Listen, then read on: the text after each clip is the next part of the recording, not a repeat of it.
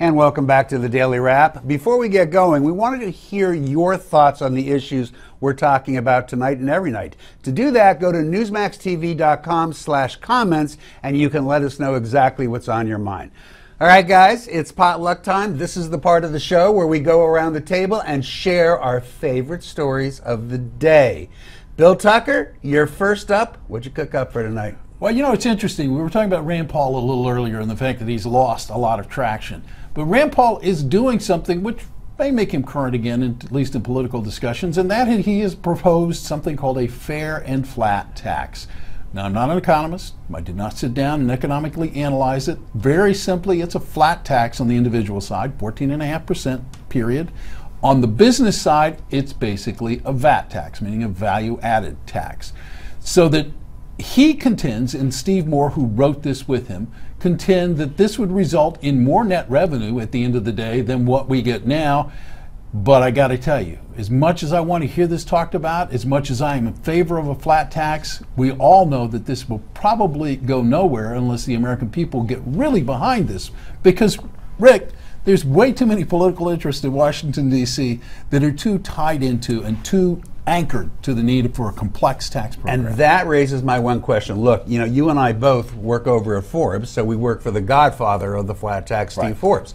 And Steve and I have had this conversation many times. I could absolutely buy into a flat tax. I have one big problem. Well, first, you have to make allowances for the bottom of the economic rung, and even Steve agrees with that. Well, what's interesting in this is that a family of four earning $50,000 under his plan would pay no taxes. That's right, but all. that's not the. But you're absolutely right. It's just not the bottom of the rung I'm talking about. Here's my big problem, and you put your finger on it.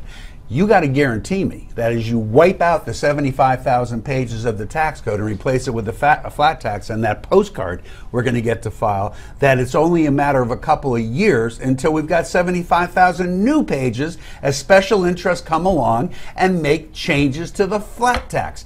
If you don't do that, Noelle, what was the point? You're absolutely right. I am as well a huge proponent of the flat tax. I think it is fair all the way around. Everybody's crying for, you know, fairness, fairness, fairness. That is fair. It is what it is. It's no holds bar. I think it's fantastic. And anything that Stephen Moore is behind, anything that he helps draft, I'm a fan of. That guy knows what he's talking about. I probably wouldn't say the same.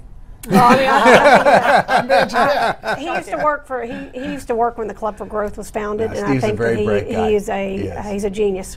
Heather, you got something to add? I'm for it. I think it simplifies things, and I think that's the major problem that most Americans have. Is it's just so complicated. So that's just it. We can all get behind it. Looks like, but they've got to find a way to guarantee that we don't get back into the same fix with special interests. And the tax code, by the way, without exaggeration, is 30,000 pages. No, it is. Yeah, I know. It's insane. All right, my turn to go.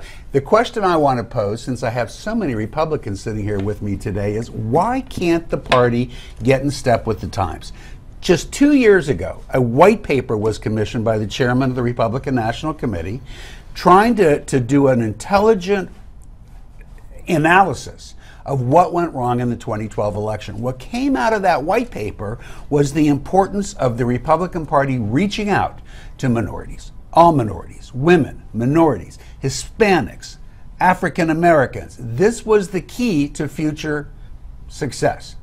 So we see a Republican candidate named Donald Trump come along and basically call Latinos every name in the book, as if he was going out of his way to tell them that the Republican Party couldn't care less about them. So you said that. Now we get ourselves into this conversation about the Confederate flag, and you know what most of the candidates for Republican turned out to be? Let me show you.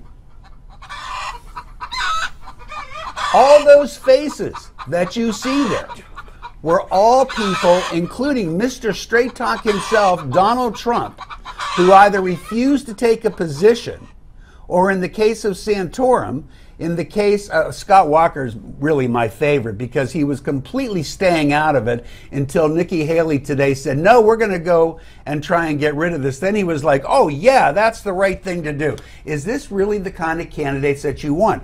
Only Jeb Bush had the guts early on to come out and say this is wrong, and good for Jeb Bush.